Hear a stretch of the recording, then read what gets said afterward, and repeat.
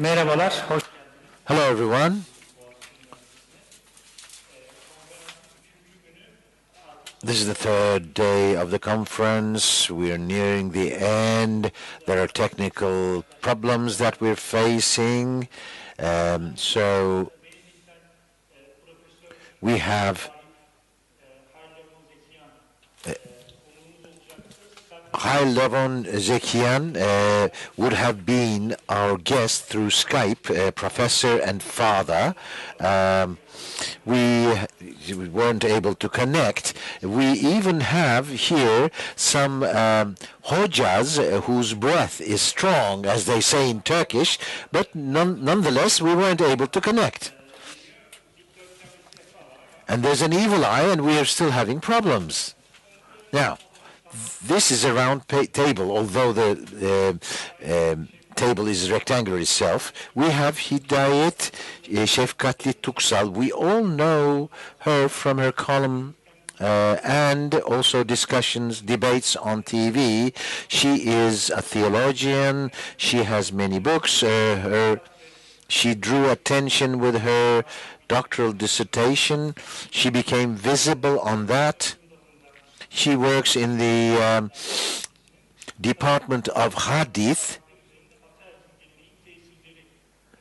and she worked on the influence of patriarchal traditions on rumors on women. Cemal Uşak is a member of the Foundation of Journalists and Authors, which is one of the most prominent institutions of the Fethullah Gülen community, or the service community as they prefer to be called.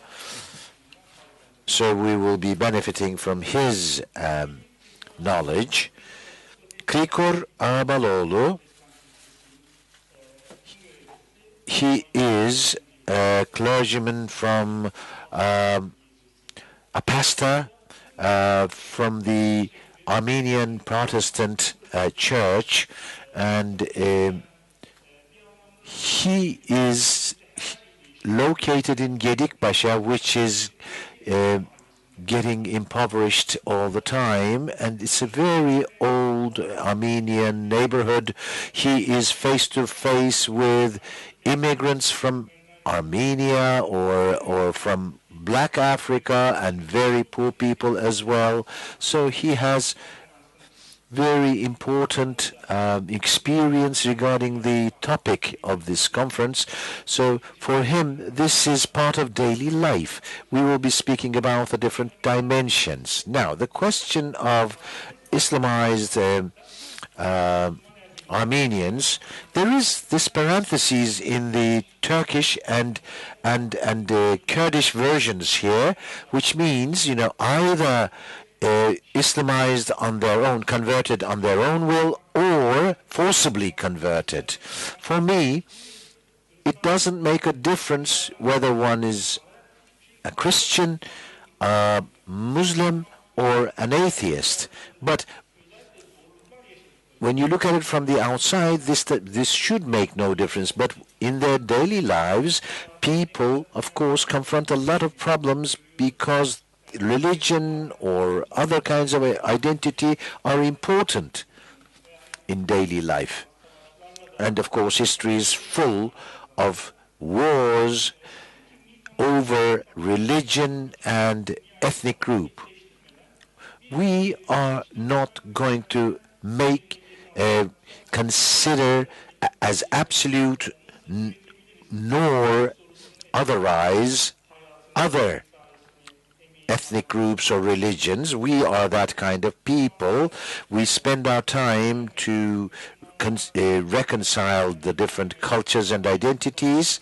When we talk about Muslim Armenians, this will be a categorical kind of expression, but we all know that under the category classifications of Muslim or Armenian or Turk, whatever. There are different kinds of human experiences, life stories, political choices, etc., etc. So, in order to understand what we can do tomorrow, that's why we're using this classification. I would like to start out as follows. I will start with Cemal Uşak. The concept of Muslim or Islamized Armenian. This is the general topic of this conference. What does this evoke in your mind? Shall we start with that kind of question on the first round, and then we will continue with other questions, and then we will take questions from the audience. We had approximately 2 hours, but I think if we can finish it in 1.5 hours, this would be better, and traffic will be very congested later. I wish you all an auspicious day or auspicious late afternoon. I'm very glad to be here, and I am a consultant on the advisory board of the Hrant Dink Foundation. I feel very glad. Someone talked about an Islamized Cemal. No, I'm not that. Of course, that would have been a richness. I wouldn't have, of course, gone to court if I were mistaken. I was born in Bursa. I have father who's of Black Sea origin and a local Bursa person who was my mother. Hidayet may remember this. When we attended a preparatory meeting, the title came up, and I objected to the title. Of course, I wasn't, as Roba was saying, what we're doing is to shed light on the future. That's why I objected. I had heard from Etienne Mahçupyan that Hrant Dink said, and perhaps some of you had heard this, he said, we Armenians, whether from the diaspora or from Anatolia, what can we do so that we can lead the Turks to do the right thing? This is a very good point of view, very meaningful. What should be done so that the suffering, in inverted commas, should be explained to this society so that the Turks can take the right attitude? When you look at it from this point of view, I consider the title to be problematic. I still do, and it's not the content that I object to. I wasn't here for the first 3 days. I've just arrived. You listen to many dramatic stories here, but I know those stories. That's aside. But when you go to understand the perception of the Muslims, I was in Italy for 5 days. I wasn't able to look at the newspapers. I am against the parentheses here, which says forcibly converted. Well, if they accepted Islam, that's on their own volition. Well, if you say from those stories there was such intense and deep ignorance about the pain and tragedy of 1915, when you'd say Armenians in my neighborhood, but in general Anatolia, Armenians, whether this be expressed or not, the image is the following. They used to exist in this territory. They betrayed the country, and they were penalized by the authorities. Well, at a second stage, did they all betray? 1.5 million or 2 million Armenians, all of them, they all collaborated with Dashnak and Hunchak. What about the women? What about the children? What about the innocents? What about the civilians? What happened to them? So many people were punished to capital punishment, and it's as if the whole book was closed. And then they say, they slaughtered us, not we. We did not slaughter them, they slaughtered us. In order to close the scissors, there's such a gap here. In order to close the scissors, we should do certain things. We should not start with forcibly converted. Perhaps this could be taken into consideration in the future. Now let me say, finally, well, there are lots of academics. I don't want to be a wise guy here. David Bohm's, who is a dialogue theoretician, has an approach that I appreciate a lot. If you have to travel through a dirty canal,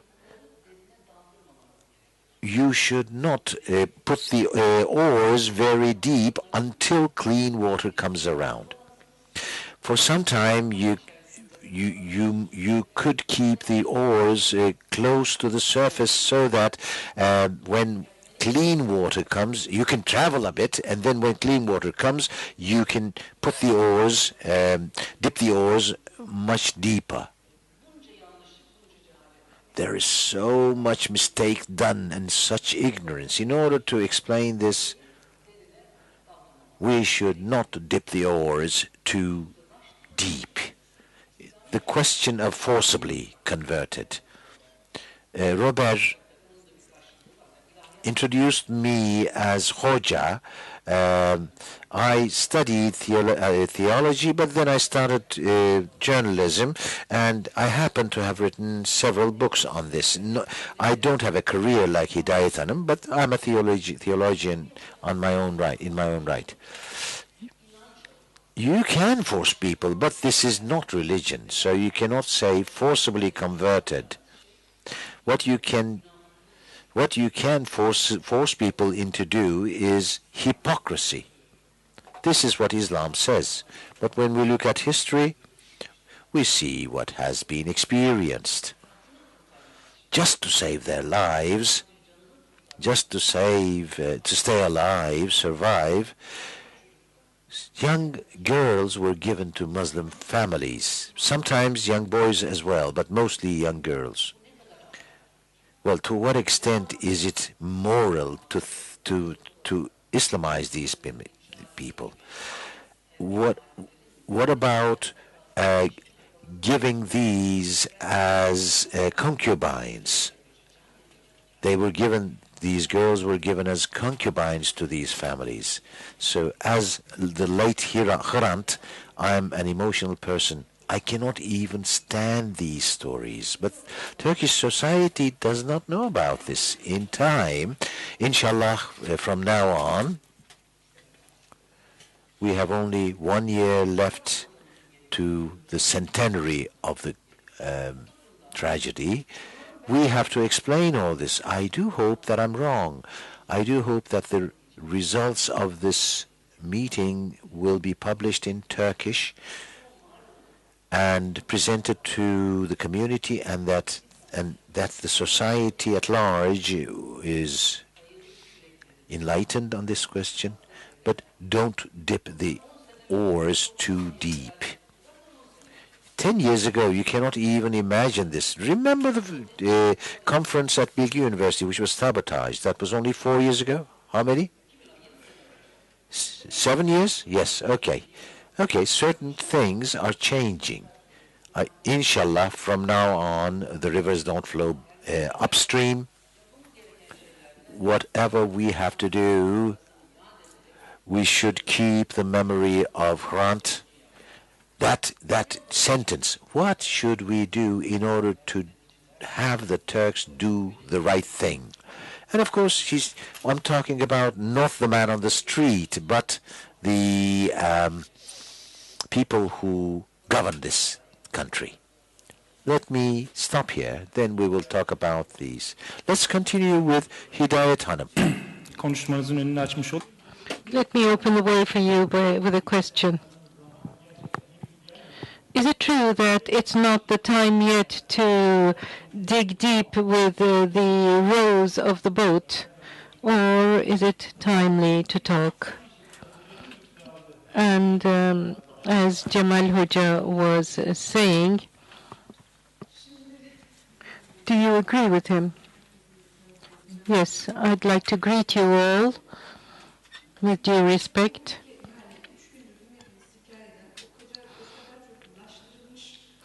We have listened to so many Islamicized cases for the last 3 days. We see that this has been forcibly done in this country, and these people, in order to survive, even when they wanted to convert, they were not allowed to in certain cases. There are so many forms that this has taken. So I think it's right to use this term, Islamicize. Now, as for what Cemal Hoca said, the first day I listened online all day long, and in the evening I came with my husband. And my husband listened to a single session, and he was unable to bear what he heard. I feel so guilty, he said, and he couldn't bear it. And for so many people, what we feel for the last 3 days is guilt, first and foremost, shame. It's very difficult to be a Muslim here, I said to a friend of mine, because here you represent the identity which was the perpetrator of that repression. It's difficult from all points of view, as a person, as a human, as a religious person, but since I have a theological background, I can say that religious identity is not something which is pure. It's always accompanied by other elements, and it is an identity which is manufactured by politicians when needed. And you have different forms of religion or denomination, and you can say that this can be attributed to such and such a scholar, but then you dig deeper and then you find that it is a political commentary and that it has been influenced by the politics of its time. It's not only a question of being applying Islam against Armenians. When you look at the first bloodshed in Islam, it's already when the Prophet was alive and his grandchildren are massacred. So even those people who are shown to us as exemplary Muslims had fought amongst themselves and had killed one another. So when we speak of so many denominations in Islam today, we see that it is in fact an expression of the political differentiation of that time. I was reading something about Ottoman history the other day. From its onset to the Ankara War, you see that Murad I, when he died in Kosovo, Yildirim immediately sits under his father's banner and declares himself the Sultan. And he calls the person he was waging war against and has him killed right there and then. So when I look at that and look at the history of power, it's a history of massacre. Whoever was in power, whoever gave a priority to their status quo, did not refrain in any manner from shedding blood and applying repression. So, what was lived in the past, what we're living through now. The other day I was saying something and our Alevi friends were mad at me. I think they misunderstood me. We are such a traumatic society. Our memory is so traumatic. So people always ask you, where are you from? Nerelisin in Turkish. They don't talk to you before you tell them where you're from. Why? In fact, it's so simple because we are aware of so many things that are not said, and we want to place them in the mental map we have. What are that person's codes? So in order to understand who you are, we need to know where you're from. In fact, we know so much. Perhaps there are ignoramuses like us, educated people, who know less, but the others know a lot. And we know that so many people have known so much but have not spoken. We've learned this through these 3 days. Now, are we going to dig deep with the oars? Now, from my point of view, I can say that in society, society is like a baby. It knows everything, but it doesn't know what to do. So what can we do without restricting that information from coming out? These are such wounded subjects. And when you're defining policies, you need to get help from psychoanalysts, psychologists, even PR people, because when you blurt out the truth in a frank manner, you're not always received with a welcome approach. I might have agreed with Cemal Bey a bit more if I hadn't been here for the last 3 days. If Armenians were no longer there and we were only speaking of a historical period, that would have been different. But then you have people here who have been condemned to silence, and that is the heaviest of punishments. And I believe that this punishment should be done away with, and we should support that endeavor. I believe people should talk. What should we do in this situation? So you said that I'm not that Cemal, and you were joking about that. Let me say something. My husband's grandmother had a story. She had been given to a family as an orphan, and the family's son married her, and she never loved him, and then she lost her father, her husband, and she married my husband's grandfather. So once we were within the family, and I asked, where was your Gülsüm grandmother from? And I said, why don't you look into that?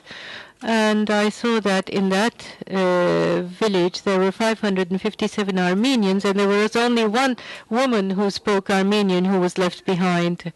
And so, to joke, he called me and said, and I found out that Gülsüm grandmother's grandfather's name was, and he said, an Armenian name.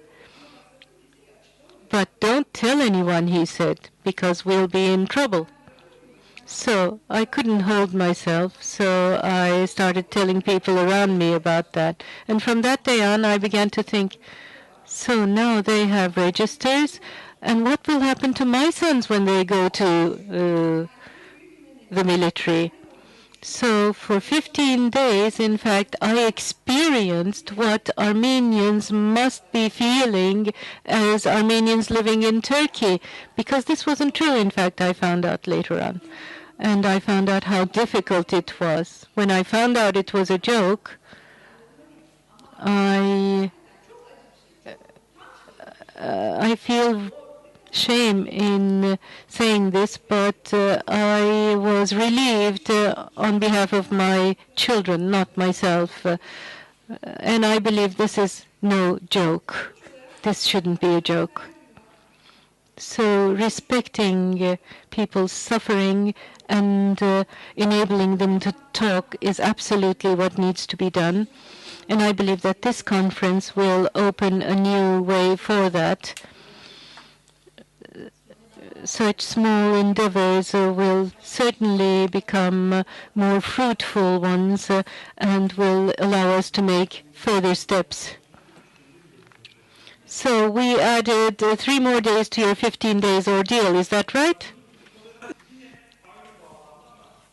Well, to Pastor Krikor, in the same context, your encounters with living people, that is to say, Islamized Armenians, what does it say to you in the context of the title of this conference or the conference in general? You should know the truth, and truth shall liberate you. The Messiah said, I came to witness truth. That's very important for that day, because it's not easy to know truth, and it's not easy to tolerate truth, and it's not easy to explain and talk about truth.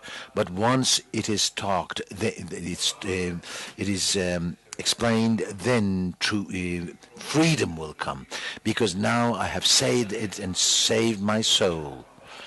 That is why I have always taken this statement by the Messiah as my guide. But you know that he told the truth, and that truth took him to the cross.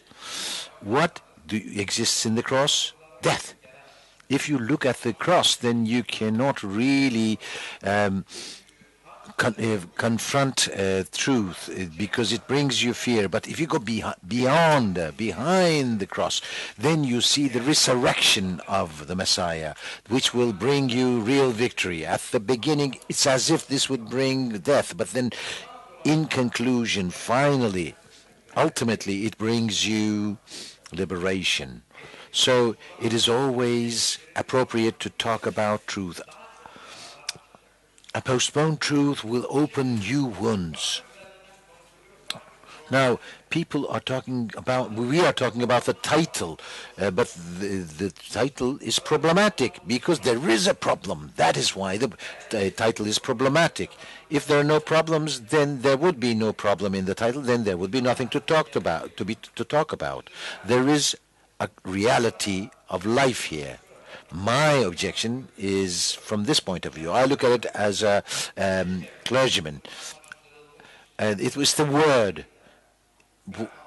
I wish it were not Muslimized, but Islamized. In Turkish, you have the distinction. You cannot say Muslimized in English, but in Turkish you can. So he says, I wish it were not Muslimized, but Islamized. Because the literal meaning of the word Muslim is very different. So one should say Islamized, because that's the general concept. There are people who have become Islamized, but then there are also people who have been forcibly Islamized. That's the truth. That's the reality of Turkey. And when this reality is right before our eyes, Cemal Uşak is a very soft-hearted person. He said he was emotional. Perhaps some people will be offended, and then those who are offended will offend other people, perhaps. Is that what the worry he feels? If you leave the mud at the low level, whatever water you feed from the top, the mud, and you row very carefully, the odor will be there. It will stink all the time. For instance, look at the Golden Horn. They wanted to clean it, and in the end they decided, if we want to clean the Golden Horn, then we have to go to the ground of the sea and clean the mud there, so that you can see the transparent sea, the transparency of the sea. The whole sea is cleaned. Sometimes it's difficult to confront ourselves. It's a heavy thing. But if we know, if we recognize God, if we know God, if we want to walk the path of truth established by God, then you cannot really forego truth, which is the right way to go, because there is no hypocrisy in God. There is no maneuvers. If God speaks very clearly, everyone who worships God should, when it is time for this, make self-criticism, even undertaking the responsibility of material damage. So it's important what the Messiah said. Know the truth. Well, what is the truth? The truth, a genocide in 1915, although the state may shirk from saying genocide, and although the people, a part of the people may say it's not a genocide. Now certain people come forward, leave aside Christian Armenians. Some people say, my father was an Armenian, and he was forcibly Islamized. Who says this? The children and the grandchildren of those who were forcibly converted. Why forcibly? We should really look into this. What was the reason for that? And here, immediately we should question religion as it exists. Well, the religion is the Quran. Cemal Uşak can give me beautiful verses from the Quran. There is no forcing. Yes, of course. But on the other hand, some other people, although there is Muslims, they can take as a reference another verse of the Quran, and you fight them, fight people who have not taken the right road until they pay you the jizya, which is the tax for Christians. Cemal Uşak will talk about other verses, and the radical Islamist next to him will talk about other verses. This is the reality in Turkey. These are utilized. So within the reality of Turkey, in 95, in the atmosphere of 1915, some people took certain verses of the Quran as their point of reference. Well, they said these people are not on the right way, they are infidels. Then you can cut their head off. Religiously, this is to be condoned. And this, of course, spread. And that brought on the agenda the massacring of so many people. It's very difficult to flee this kind of massacre. Either you are very religious and you are ready to die in the path of God, or you have to be a madman, or you have to be very heroic. Well, since Jesus, the Messiah, was crucified, so I sacrifice myself now, and then this is what you say. But if you don't have that kind of faith, then you say, I have my children, I have to continue my progeny, I have my property. What should I say? There are certain verses. I've written them here, but I'm not going to go into them. I don't want to cause any problems here. What should I do then? Let me take shelter in Islam, let me convert and save my life. This is the reality of Anatolia. You make to another verse of the Quran. The Armenians made reference and saved their lives. Well, not all of them. Some of them did. This is the historical reality. This we should question from the point of view of religion. Discourses are very important. We should have such a discourse that this should reconcile the different communities. This should fit the requirements of the age and heal the wounds. That is why we need bold people. We need bravery.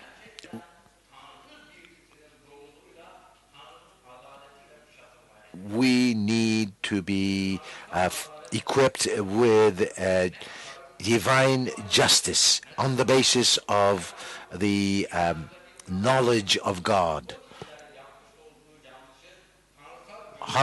What does divine justice do? It gives you the possibility of judging people who have committed sins. Robert, if you don't tell me to stop, then I won't stop. Well, so I say, stop. Now, please take the mic. Well, that means you're a very good preacher. One should come and listen to your preaching. But Christians also fought among themselves, although they all believed the Messiah. So no religion is bereft of violence. Let me give an answer. No, don't. Hristiyanlığı şiddetle özdeş. I'm not identifying neither Islam nor Christianity with violence. We don't need to do that. And what Hidayet was saying is correct. Within history, there have always been people who have adhered to one or the other religion who have been perpetrators of violence. I don't think this is the place to discuss this issue. Let's advance from the point of view of people. We're talking about Islamicized Armenians. We've been doing that for 3 years, and since this hadn't been done, we tried to find out what they felt over their stories. So let's ask the Muslims, what do they experience within the Muslim community? Are they well accepted? You gave this example of your 15 days ordeal.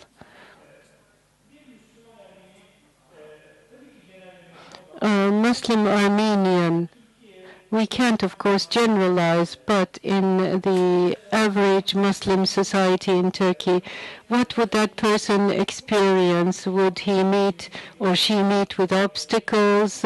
And even if that person was a devout Muslim, would they encounter problems? Yes, according to Islam and according to the words of the Prophet, as many other Muslims understand it, once a person has become a Muslim, wherever he may have come from, whatever his background might have been, this will not be questioned.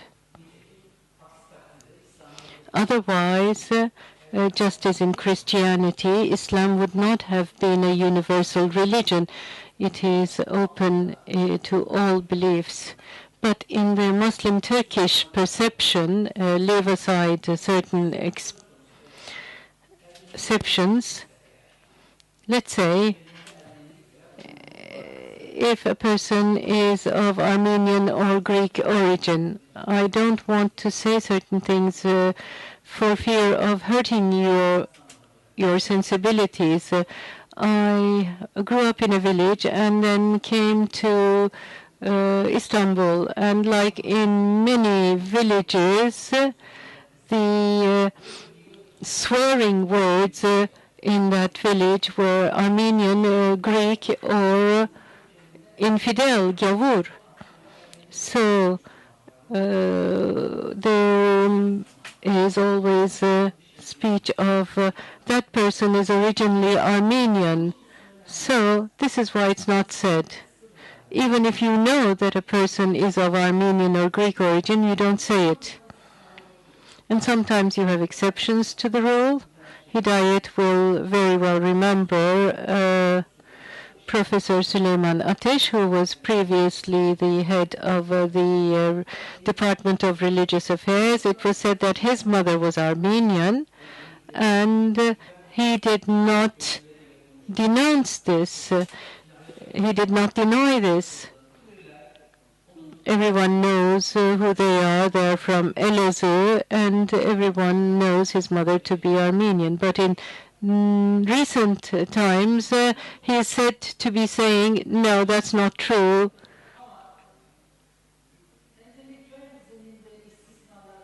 There are always exceptions. Somebody told me that he's now negating that, but Hidayet tells me that that's not true either. Another exception, Ergun Yıldırım, a professor, a young academic.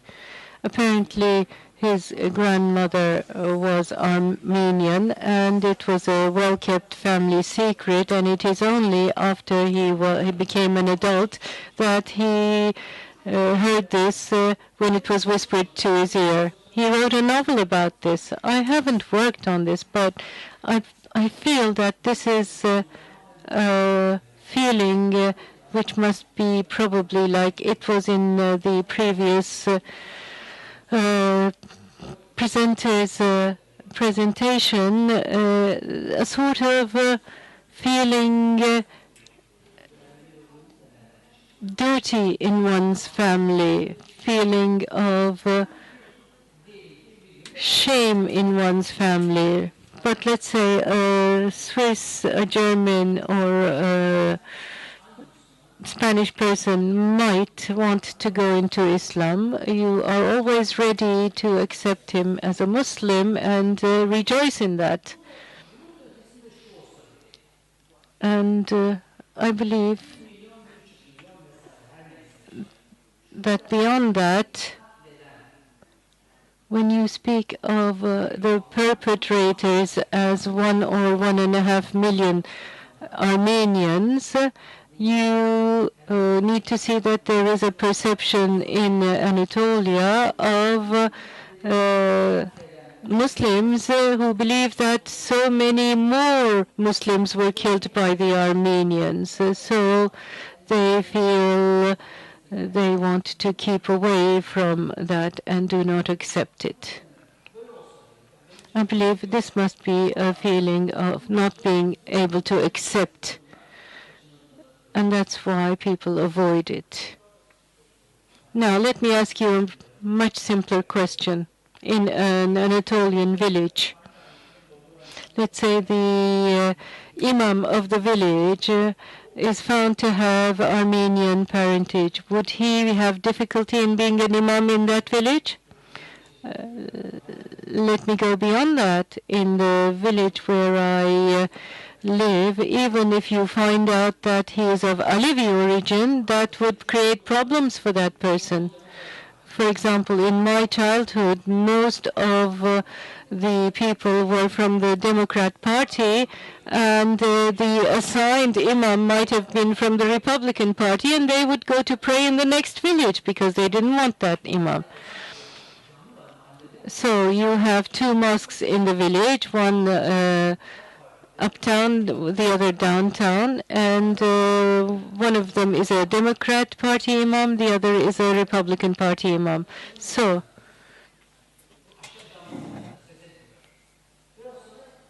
he calls down to the, he makes the call to prayer, and the father asks, whose call to prayer is that? Is it ours or theirs? So, is this Islamic? Of course not. No doubt about it. But the people's perception is such. Now, my mother's side is Albanian, and my father's side is Turkish. They're both, they were migrated from Rumelia. My father's father, my paternal grandfather, was hostile to Albanians. So whenever the letter A was heard for Albanian, my mother was really going mad. It's not a matter only about Armenians. Even if they're Muslims, if you're from another race or from another nation, well, they ask me, where are you from? They ask, they are expecting something like, I'm from Ankara, etc. But if you say you're a migrant, then they say, we're all humans, aren't we? Now, I really attribute this to a very strange feeling of lack of confidence. Sakıp Sabancı married his own cousin and said, my ayran is better than foreigners or others' yogurt. Whatever has happened on these lands, there's such lack of confidence. Everyone feels this. There is such lack of trust. In order to protect themselves from certain evil, they have taken measures. So many Albanians therefore call themselves Turks. Turkish nationalism is very dominant. It's as if this were the same thing or contiguous to or necessarily implies being a Muslim. You know that there was this daily oath at schools where where children had to yell, "I'm a Turk," etc. But it has just been eliminated to be from the other side of the water. This really also is associated with being a dönme or a convert or an apostate, rather. Especially those from Thessaloniki. When people know that they have a guilt, they have to make up stories, as you say. I'm talking with my Muslim Armenian friends. They still have worries about coming out. If they don't, then their families certainly do. So these are all things that people have experienced. I don't think it's so easy, but I would like to say the following. The pastor spoke very well. As a theologian, I can preach you too, and I can tell you all the good things about Islam. Why are so many people Muslims? Because they think certain things are good in Islam. But just like you said, I think that we have to be honest and see facts for what they are. All religion is good, but then they do not. They're not unchanged. Over time, people change them. When I look at Islam, I don't want to look at it as a Muslim. I want to really see for what it is, what Muslims have done, not hide them. Of course, one leg of the compass is always there in Islam. But this is no reason why I should not criticize my religion. This is not a very widespread kind of attitude. I feel much more comfortable here because I'm a theologian. Religion is taught together with fear. That's why people cannot think for themselves. It's as if to be a good Muslim is to memorize well and parrot well. No. This has a moral side. I'm not saying everything is culture, but I criticize many things as a Muslim. Therefore, for me, with respect to what we can do today,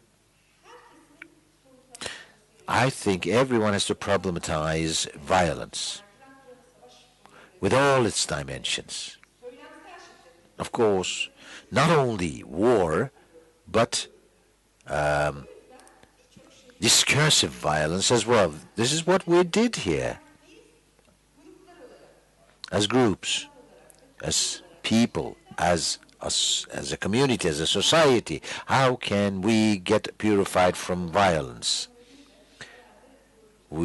If we are hard enough on this, we can find the methods of healing. Now I come back to you. I'll ask you the same question that I asked you a moment ago and didn't get the response of.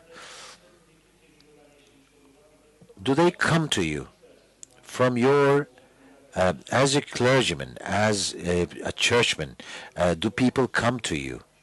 Let me talk about that, but let me also answer the question that you had just posed. If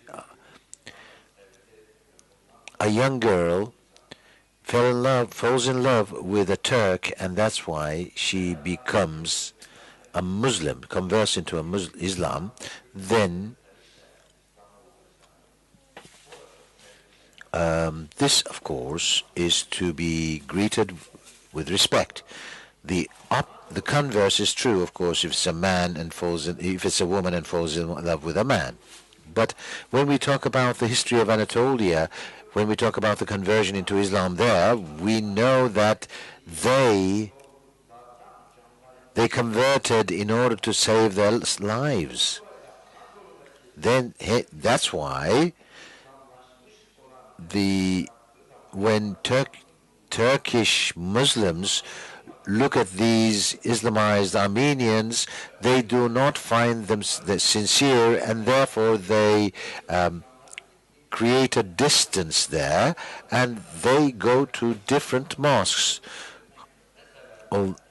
However much Islamized Armenians wish to make themselves accepted as be accepted as Muslims, Turkish Muslims will not accept them because they know the origin of the whole conversion. It's because of fear, because circumstances have pushed them into this direction.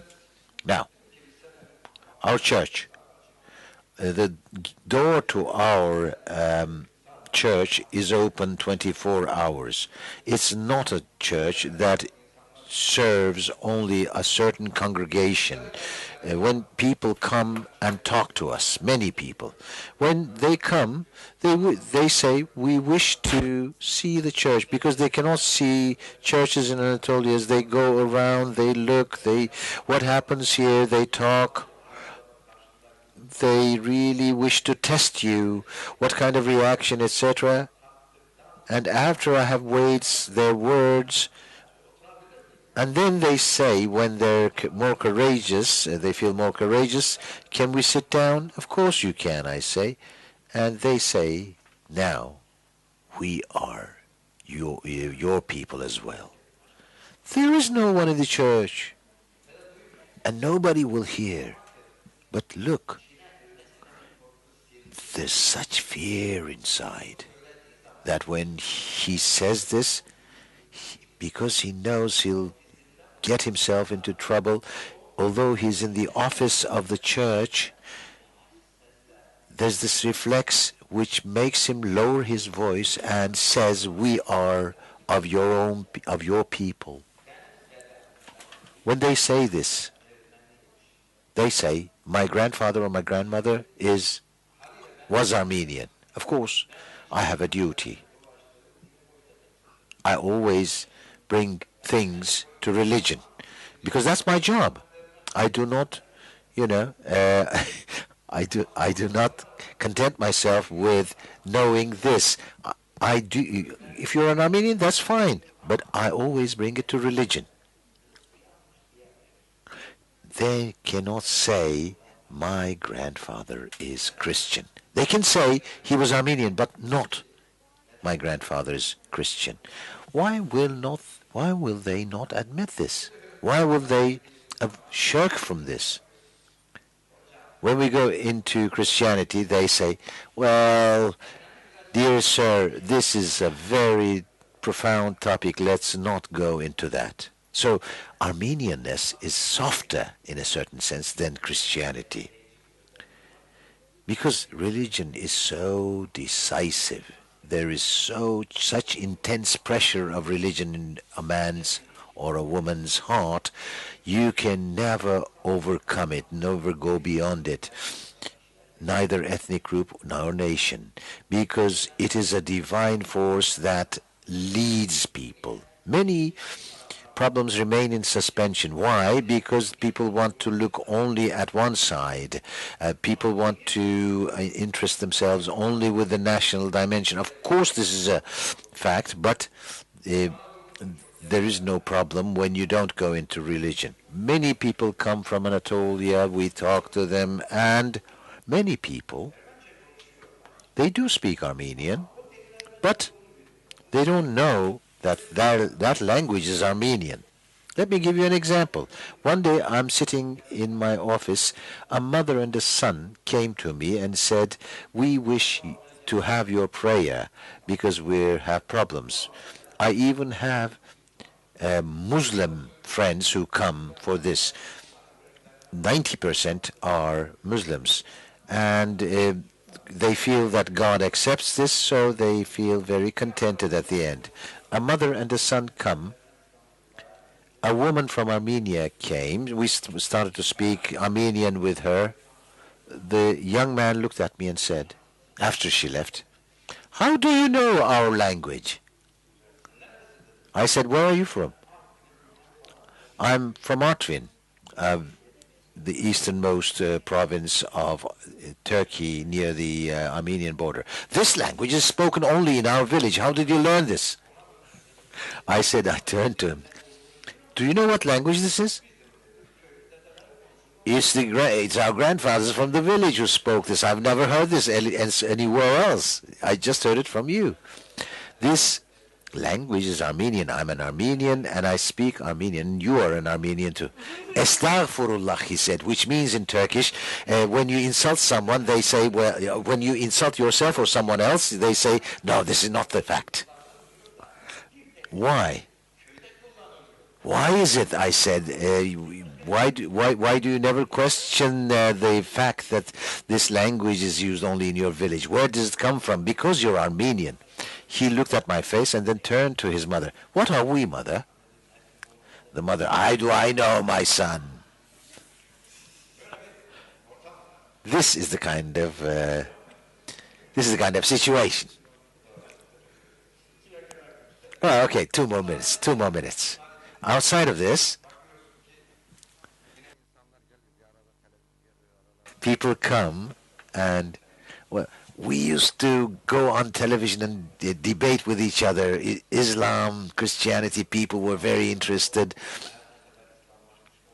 Although some were Islamized, of course, they were, tended towards Christianity. They ran to the church. As we were watching you on TV, it was like a part of my blood. Something really attracted me in what you said. So, however Islamized they may have become, they're attracted to Christianity. They come and say they're Armenians. So then I asked them, "Where are you from?" "Elazığ, from such and such a village." And we are 2 villages in Elazığ. And so that we don't disappear, we don't vanish, we have recourse to intermarriage. We do not marry from other villages so that we do not get mingled with Turkish Muslims. They are Islamized, but they feel the fear and the pain of forcible Islamization, so that's why they do not marry from other villages. And other villages, of course, pressure them.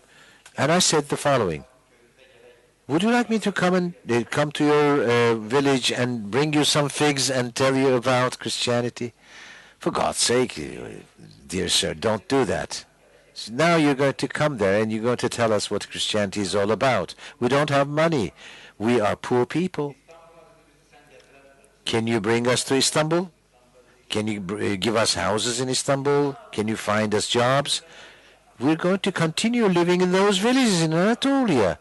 However much Turkey may have changed, however many years may have gone by, if we declare our Armenianness once again, we were Christians, now we're Christians again, who will save us then?" That is the question. Yes, Turkey has gone through many things, but unfortunately, Turkey has not adopted the secular and democratic and human rights-based attitude of Europe. There are so many examples from Anatolia. I can give you many examples. Don't say it. Say it in the church. The church in Gedikpaşa is really different. As opposed to other churches, as the pastor said, it's open 24 hours a day.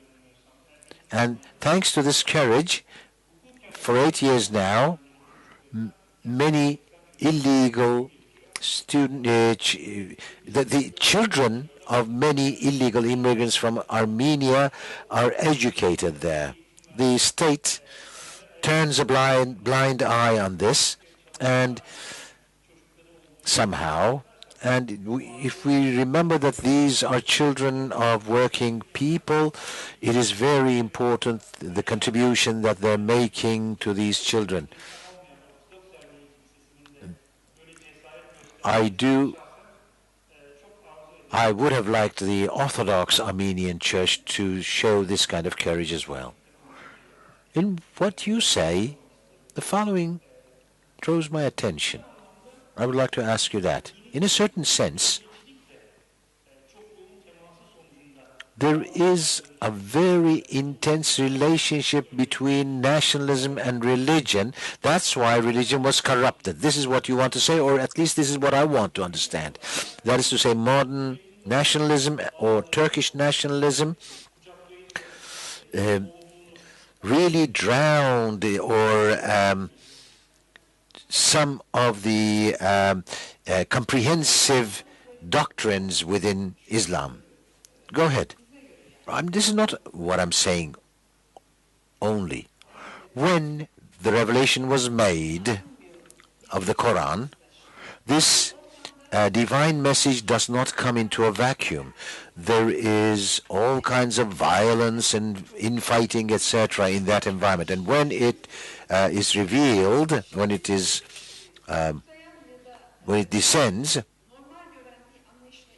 Islam does not see violence as normal, but there are certain verses, said the pastor, well, kill them during war wherever you find them. Yes, this exists in the Quran.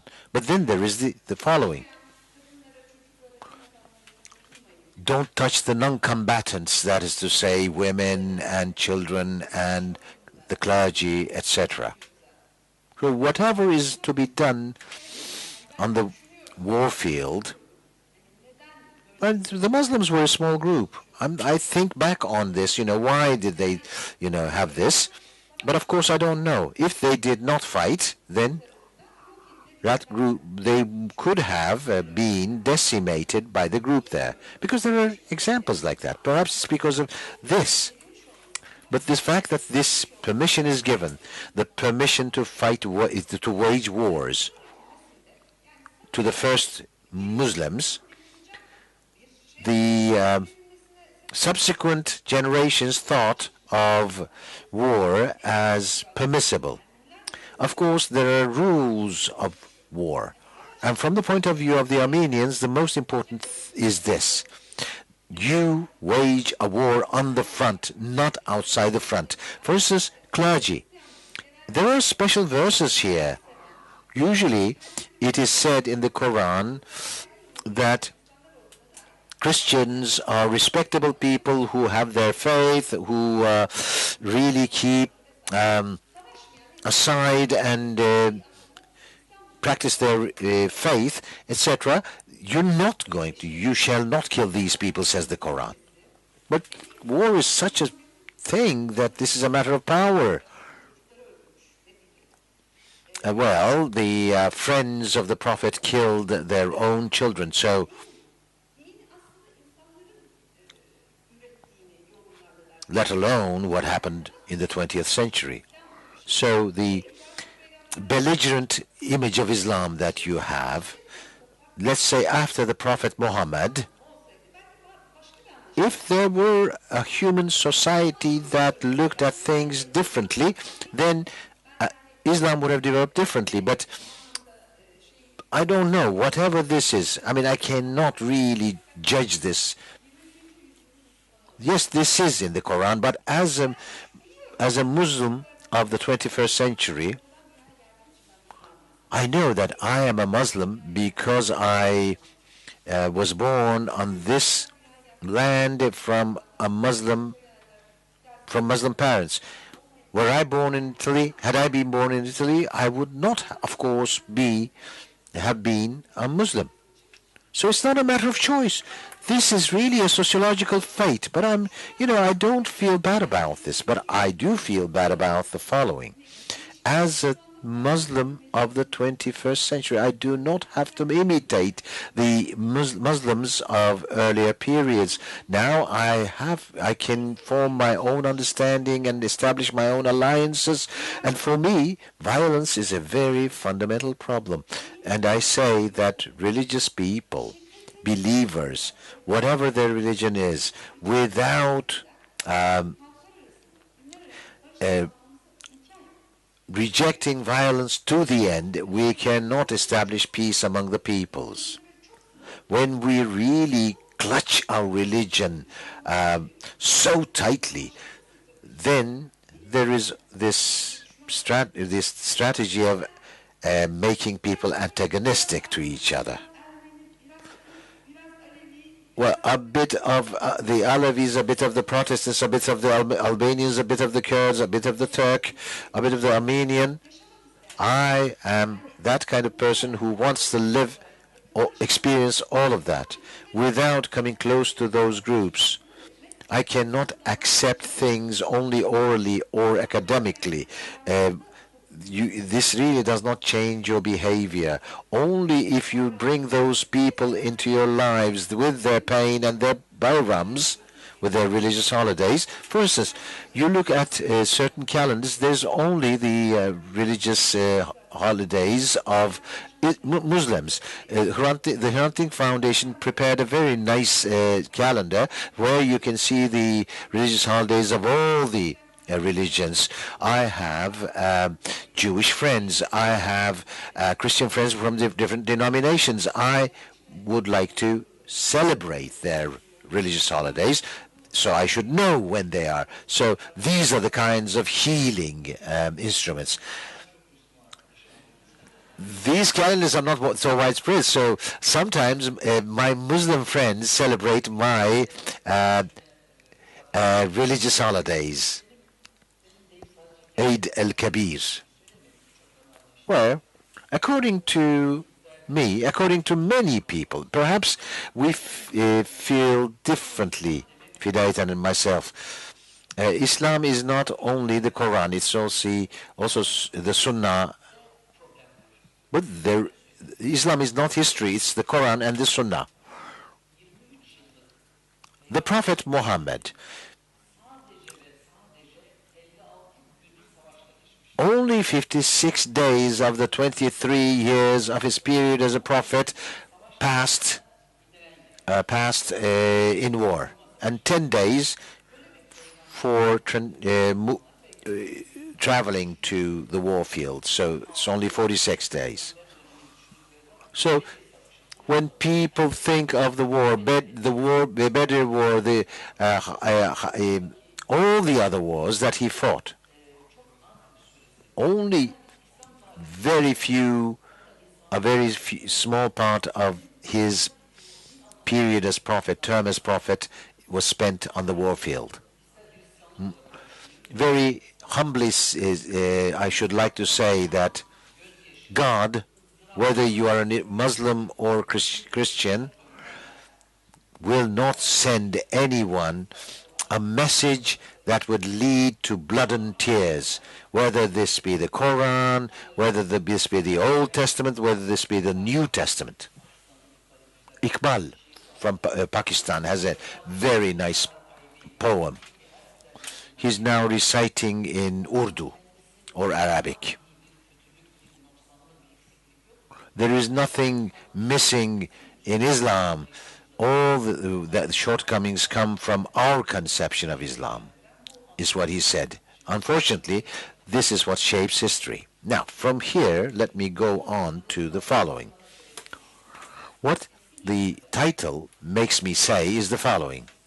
In the old times, the millet system of the Ottomans defined people, the groups, on the basis of their religions.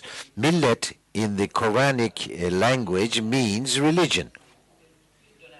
There's a time when the Syriacs were represented by the Armenian Patriarch. Today, the Muslim Turkish society define themselves on the basis of religion. Yesterday, Armenians defined themselves on the basis of religion. But the majority of the Armenian community today are not religious people. They don't go to church. And the state only recognizes the patriarch. We say the Jewish community, the Armenian community, etc. But after the Tanzimat, equal citizenship, so to speak, was established, so-called. But there you have two assemblies, one the worldly assembly and the other the spiritual assembly. One takes up the question of religion, the other the problems of Armenians or Greeks, etc. Today, from the point of view of representation, the Armenians do not have anything outside the Patriarchate. A civic kind of representation. Not everyone can wish to represent themselves from the point of view of Christianity. Some may attribute more importance to ethnicity. For you, it's religion. For some people, it could be ethnic. How will these people be represented? I don't want to say this too long, but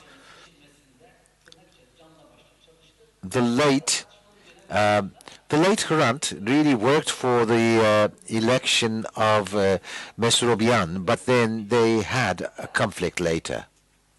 On this question, they were at loggerheads. Yani dinin özüne tekabül etmeyen, dinin özüyle ilişkili olmayan, hatta dinin özüne karşı olan bir takım gelenekler var ki dinle irtibatlı hali gelmiş. Bu da ayıklanması lazım. Yani ben nedir bu diye sorduğum zaman mesela bugün size tuhaf gelecek. Belki Krikor Ağabaloğlu bilir. Çok eski Ermeni geleneğinde Rab dedi ki, Rab baba dedi ki denen yerler İncil'de özel bir mürekkeple yazılıyor. Ve bu mürekkep o kırmızı cennet böceğinin ink is used for God the Father. And this is a very special insect that is used for this kind of ink. We have to question this when the ink industry has developed so much. That was one of the points that the late Hrant told me. Now, some people think religion defines identity, some not. So, if these people want to express their identity through ethnicity, are there any representative institutions? I think there are none, and I think as a Muslim, perhaps it's not up to me, but I think there should be one. Well, let me say that I will give the floor to the audience in a moment. Islamized Armenians or Muslim Armenians does not mean much to me, I said, but of course it does. There are these people who are Armenians, who have their identities as Armenians. As someone who attributes importance to his Armenianness, this is a test for the Armenian community. We saw this in the 3-day conference. We are very much used to defining Armenianness on the basis of Christianity. This is the oldest church. This is the community that accepted Christianity first as a whole community, and Christianity has been very important in the development of the literature, of the history, of the music, of the poetry, of the culture of the Armenian people. So there is always this sign of equivalence established between the two, Christianity and being Armenian, and many Armenians are now really disturbed deeply by the idea that certain Armenians are Muslims. We are not even ready to imagine this kind of thing. I like situations of hybridity, like Hidayet Hanım said. Well, at least we should get close to these people. We make these categories, these identities very categorical, then they become very rigid. I think we should bring together many religions and ethnic groups together and keep them in our lives. Then we can be more hopeful and happy, and we can have less violence. Now we will give the floor to the audience. Buyurun.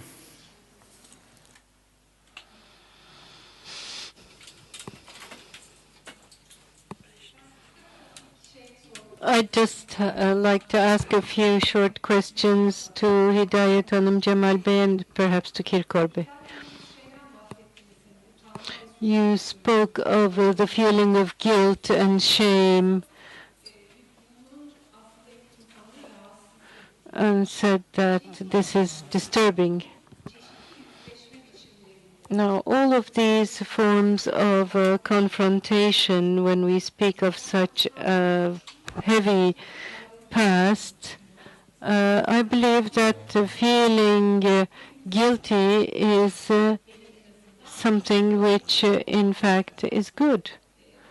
When I heard about Hrant Dink's death, I felt guilty too, feeling that we weren't able to protect him.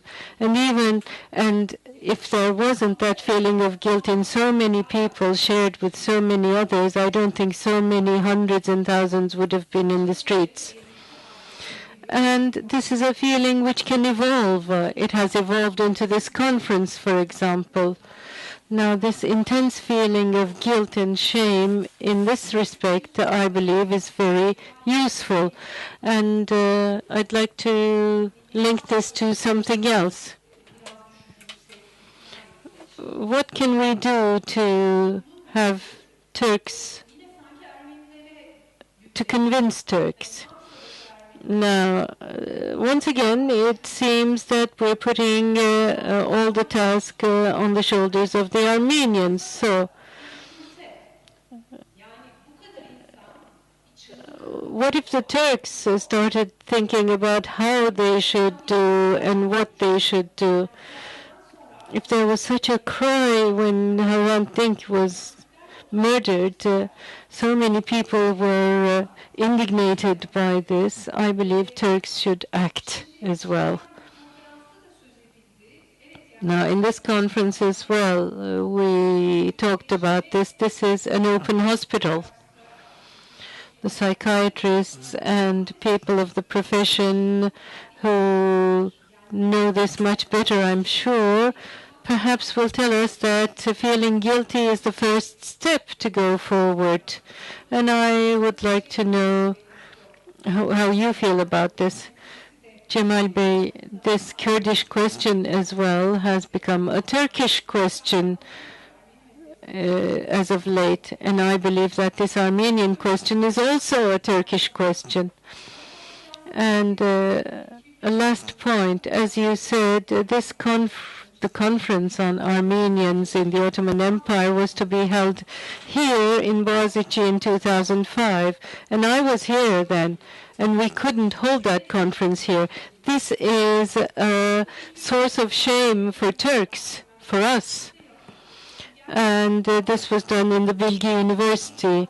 Now we're here in 2013, and you commend us on holding the conference here. Yes, we contribute to this conference, but let me say from my own perspective as an academic in this university and as someone from the organizing committee, even in organizing this conference, I had to spend an important part of my time not on deciding who would speak about what, but I had to spend so much time with the security officer of this university to see how this conference would be organized.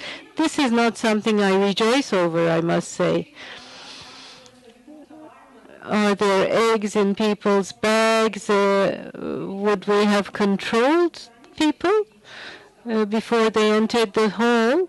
Then if I pass so much of my time thinking about such things, then there's a problem, and this problem is the Turks' problem.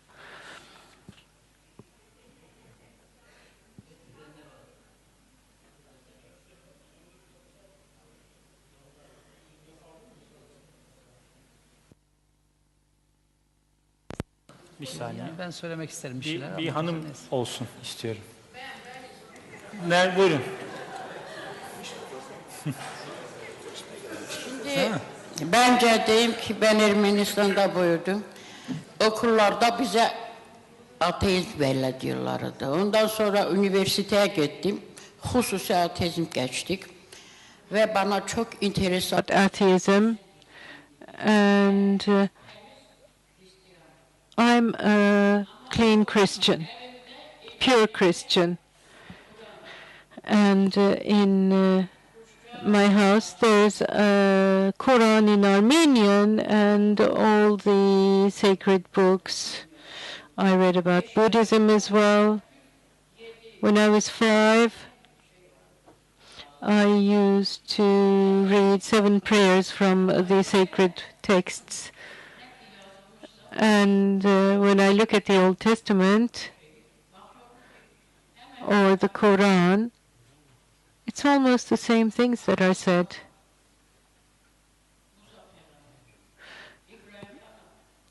Abraham, Moses, Jesus, they're all there. And then Muhammad, of course. When I read this, I was so surprised because they all come from the same root. Now we're in a globe where 7 billion people live. And there's a tiny state called Luxembourg. And if they stand side by side, you can fit those 7 billion people in that country. And when God created Adam and Eve, there were no religions, there was only God with his angels. There was no Turkishness, no Armenianness, whatever. No, I don't want to delve into history. You can be Muslim or Christian or shaman or whatever. They keep fighting. But this brings only tears. Look at the Arab world. They are tearing our hearts apart. We don't want war. I believe that a time will come when people will be able to live in peace with one another. And Muslims can be Muslims freely, Christians can be Christians freely. Now, when I go back to Armenia, I'll talk about all this. Some will believe me, some will not. But this is a fact, and I'm so happy to have been here.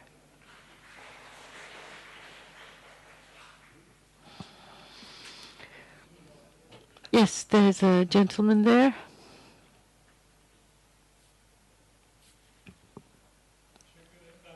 Thank you. I will read out what I prepared. As far as I can see from what I read, in this geography within the Turkish national state,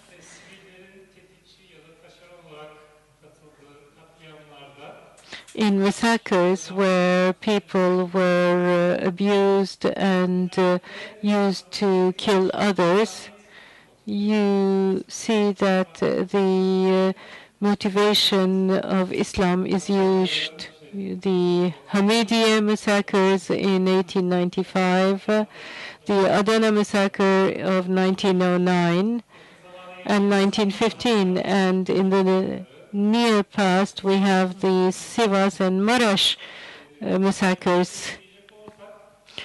So there's a saying in Turkish, you cannot sell squid in a Muslim neighborhood. So you as people who have a Muslim identity, how do you confront these events? Do you talk to people around you about them? Second question, is such a confrontation possible? I believe it's impossible. And let me read to you from a book why I believe it's impossible. Very brief, 3 sentences. And then the women and the children were sold off, and the money and the spoils were shared, and Abdullah was given 2 shares, and the Prophet took the women and accepted her as a concubine. Now, this is from Maxim Rodinson's book.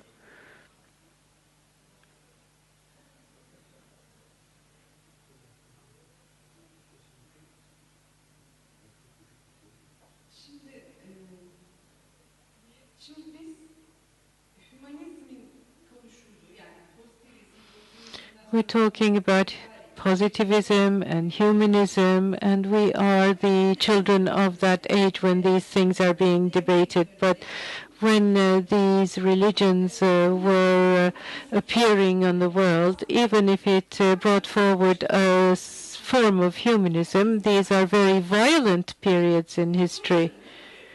And people resolve their problems mainly through violence and hegemony, and nobody can be exempted from that. We can say nice things to make propaganda about religions, but when you look at the history of different religions, be it Judaism, Christianity, Islam, and even Buddhism, you see that in Arakan you can experience very different things. So I don't think we can discuss that issue here. I personally look at things in a historical perspective, both at religion and at the Quran. I believe that if I were to invent a religion, I would invent another one, but that's my reasoning of this time and this space. So you can have many criticisms from many points of view vis-à-vis the Prophet for having many wives, etc. But these are not things that are in fact attributed to Islam. There were so many wars going on at the time, and this is a time in history and a geography in space where you had wars going on. And as far as I can see, the Prophet tried to manage things in a just way in such a world. He didn't come into a world without war. So when you look at things from today's perspective,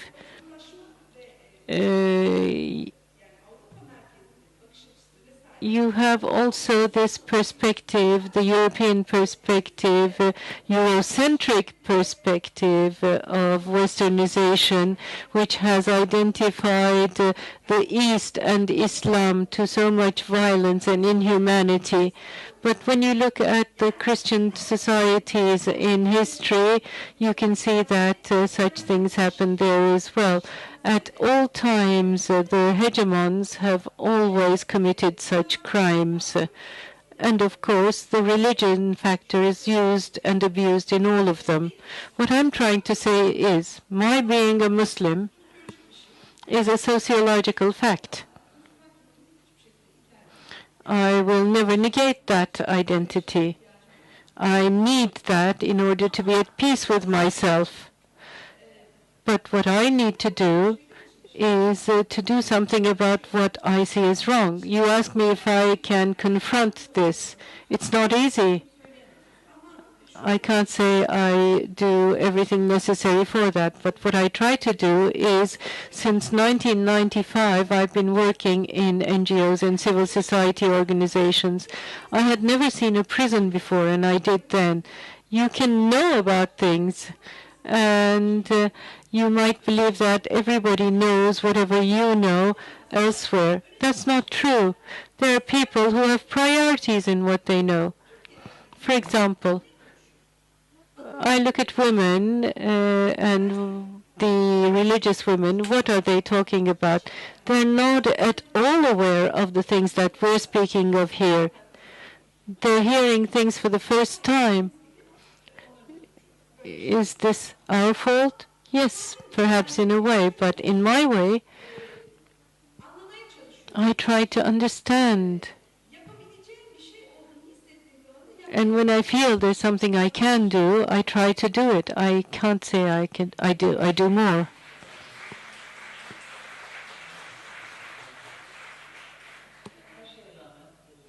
In spite of everything, I believe that this conference being held 7 years later in Boğaziçi is very significant. If there is still a place in the full glass, we can add some more water on it. And I believe this is a good start. And even if I did express some reservations at the beginning, I believe this is very meaningful. Even if 7 years ago that conference had to be realized in the Bilgi University, and some who were in power are still in power in some way, I hope they have changed their views as well. I don't want to name and shame people here. But nobody came here, and we were all very peaceful. We didn't think that we were having tomatoes or eggs thrown at us, and we didn't, of course. I think this is good. This is, without any doubt, a Turkish question. I believe that Hidayet was misunderstood as concerns victimization. There are so many who feel victimized, who have lived through those tragedies, like the Alevis as well. And if there are people who have been victimized, this is a question for Turks. You ask me if I can confront this reality. Well, for the last 10, 15 years, be it the Kurdish question, the Alevi question, or the non-Muslim question, I try to convince people around me and write about it in line with my own conscience. People find it so difficult to understand. A few days ago, there were some journalist friends. Some time ago, there was a lynching campaign waged against our friends like Cengiz Aktar, Cengiz Çandar, Hasan Cemal, etc. These journalist friends. I owned up to them. Would you believe me? Some people from my neighborhood came to me with an argument, with the following argument, and they said, these are ex-communists and they have no religion, no faith. How can you defend them? So I said, well, what if? What if? What if they're still communists? What if they're still infidels? So what can this mean? Of course, this was of avail so many years ago where people massacred one another, but still we have this perduring mindset where people easily think in this manner. So let's think that we've solved so many problems. No, we've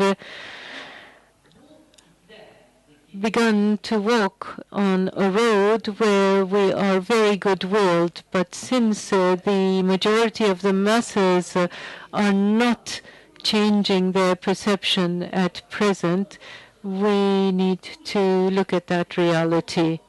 And this is why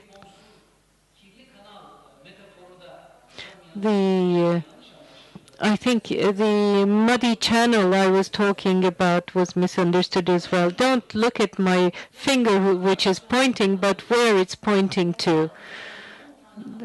a step that we can take today, if it's going to create an obstacle for further steps we would like to take, then let's try to be careful about how we're going to take that step now, because 2015 is very near now, and I believe that neither in the general masses nor in the political mechanism or the state there will be a great change in perception about 1915. And in spite of all these negative conditions, I believe that it is a very significant fact that this conference should be held here today.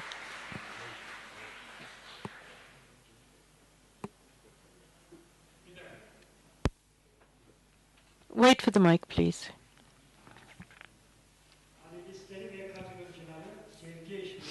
I would like to greet all of the panelists and the participants.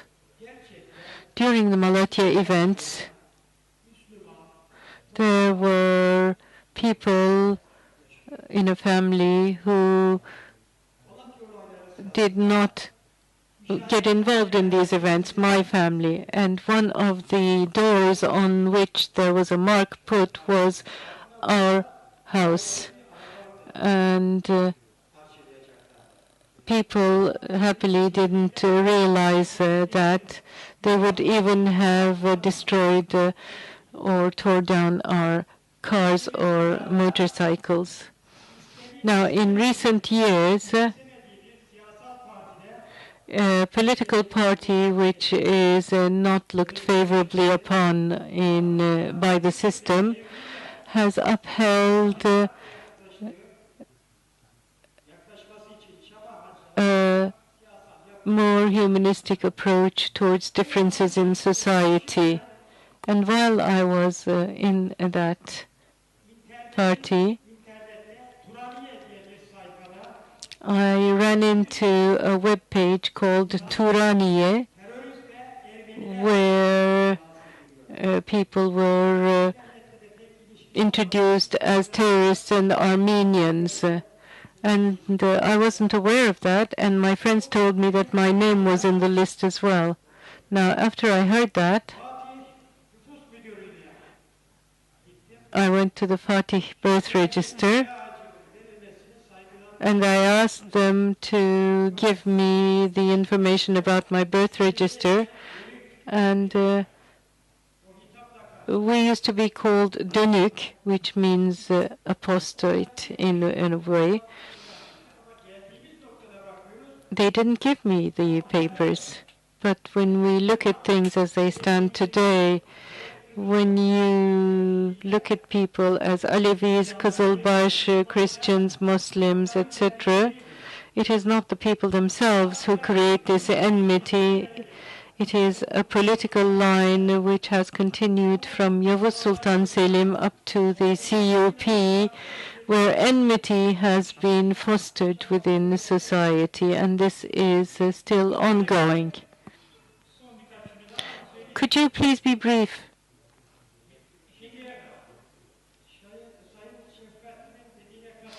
I agree with what Madam Şefkatli said. If we as theologians, the theologians should put forward the positive aspects. If this is not done, then the mindset of the CUP will perdure in the existing political parties, and the certain steps have been able to be taken thanks to an opposition within society. Thank you. A last question, and then I will have something to say. We don't have time anymore. I'd like to continue on what Hidayet Tuksal said. How can we leave behind violence, and how should we look at different forms of violence? I believe this is very important and a very difficult question, but when we talk about violence, we need to look at it in its different forms against men and women. We talk about taking girls, which means having someone. Akmadığı düşünüldüğü için, erkek üzerinden aktığı düşünüldüğü için babaannesi veya The system has gone off for a while and we've lost some of what has been said. I'll continue from now. How are we going to change this? And how can this be taken up in religious discussions or debates?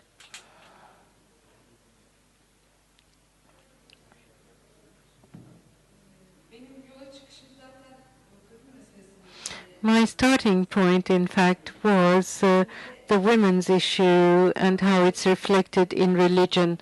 And there are things which disturb me in the religion. And the hadith say so many things that I believe the Prophet could not have said. So there are so many acknowledgments of stereotypes against women, which you can find in the other religions as well, in the three monotheistic religions. So it begins with Adam and Eve already. But that's a long story. Now, this violence thing, when we look at it from a gender point of view or other points of view, this will lead us to different levels of understanding of oppression, of discrimination. And your question points to that. So victimization or a tyranny is coupled or tripled in the case of women. So this is something which religious women are reflecting more and more upon, and I do hope that something good will come out of it. Robert resumed this very well. We should not see identities as absolute. These have all been acquired, and we can change them. We can transform our identity. We should be open to all kinds of change. We should not be obsessive about identity. I believe we should surpass that. Thank you. Thank you. I can't take any more questions. I'll just say something and wrap up. So we wanted to finish a bit early for the next session. So when I was thinking about this conference last year night, I thought of Krikor Ceyhan, who is a writer from Sivas Zara, an Armenian, and we published 2 of his works in our publishing house. And he had a book which says the world spurred his horse and it walked on us. And it is then that I learned that there were Islamized Armenians, and there I learned how the Zara Armenians, in order to avoid the deportation and the massacre, were massively converted to Islam. And Hrant liked to tell these stories through a comical vein, and he said how many people had to be circumcised with blunt knives in order to become Muslims at that time. The Armenians of Zara went back to Christianity after the Republic, but could not stay in Zara. They could not no longer live on these lands, and they went abroad. And Krikor died in Germany. It was his second book, and the first book was prepared by Ardeshes Margosyan, and he wasn't happy when he heard that I was going to prepare the second book. And he said, "You took me off from the big donkey and you put me on this little donkey." So as the little donkey, I believe that we need to have a perspective of commemoration for all of those people who were Muslims, Muslimized, or Armenians. Thank you so much.